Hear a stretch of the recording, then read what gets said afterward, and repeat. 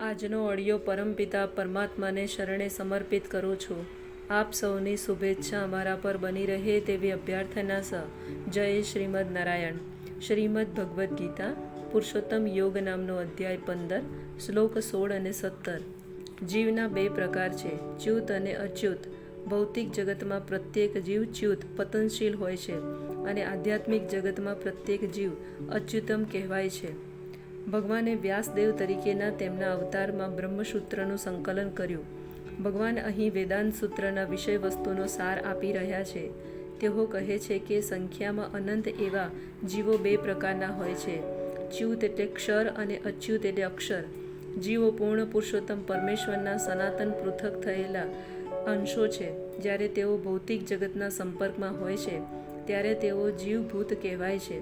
અહીં ક્ષર સર્વાણી ભૂતાની પદ પ્રયુક્તિ છે. તેનો અર્થ છે જીવ ચ્યુત છે, પરંતુ જે જીવો પૂર્ણ પુરુષોત્તમ પરમેશ્વર સાથે એકત્વમાં હોય છે તેઓ અચ્યુત કહેવાય છે.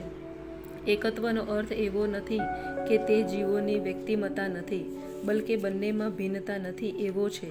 તેઓ બધા સર્જનના હેતુ પ્રત્યે સાનુકૂળ હોય છે. બેશક આધ્યાત્મિક જગતમાં સર્જન જેવી કોઈ વસ્તુ હોતી નથી, પરંતુ વેદાંત સૂત્રમાં કહ્યું છે તેમ પૂર્ણ પુરુષોત્તમ પરમેશ્વર સર્વ ઉદ્ગમોના સ્ત્રોત હોવાથી અહીં આ વિચારનું સ્પષ્ટીકરણ કર્યું છે. પૂર્ણ પુરુષોત્તમ ભગવાન શ્રી કૃષ્ણના કથન અનુસાર જીવોની બે શ્રેણીઓ છે.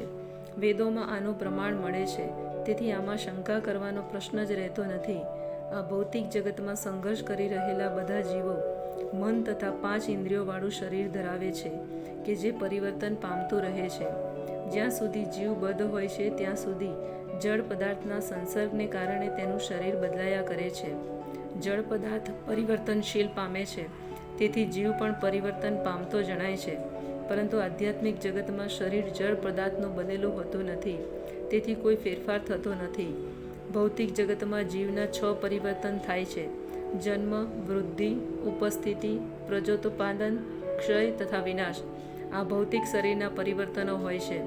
પરંતુ આધ્યાત્મિક જગતમાં શરીર પરિવર્તન પામતું નથી. ત્યાં વૃદ્ધાવસ્થા આવતી નથી, જન્મ થતો નથી, તેમજ મૃત્યુ પણ હોતું નથી. ત્યાં બધું એકા અવસ્થામાં હોય છે. પ્રથમ સર્જેલા જીવ બ્રહ્માજીથી માંડીને એક ક્ષુદ્ર કીડી સુધીનો દરેક જીવ કે જે ભૌતિક પ્રકૃતિના સંસર્ગમાં આવે છે તે પોતાનું શરીર બદલ્યા કરે છે. તેથી તેઓ બધા ક્ષર છે. પરંતુ આધ્યાત્મિક જગતમાં મુક્ત જીવ એકા અવસ્થામાં રહે છે. આ બંને ઉપરાંત એક પરમ પુરુષ પરમાત્મા છે, જેઓ સાક્ષાત અવિનાશી ભગવાન છે અને જેઓ ત્રણેય લોકમાં પ્રવેશ કરીને તે સર્વનું પાલન કરી રહ્યા છે. આ શ્લોકનો ભાવ કઠોપનિષદ તથા શ્વેતાશ્વર ઉપનિષદમાં બહુ સરસ રીતે વ્યક્ત થયો છે.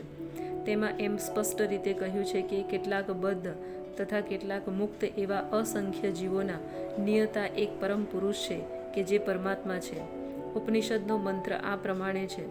ભાવાર્થ એ છે કે બદ્ધ તેમજ મુક્ત એવા બંને પ્રકારના જીવોમાં એક પરમ પુરુષ ભગવાન હોય છે, જે તે સર્વનું પાલન કરે છે અને તેમના કર્મ અનુસાર તેમને ભોગ ભોગવવાની સગવડ આપે છે. તે ભગવાન પરમાત્મા રૂપે સર્વના હૃદયમાં સ્થિત છે.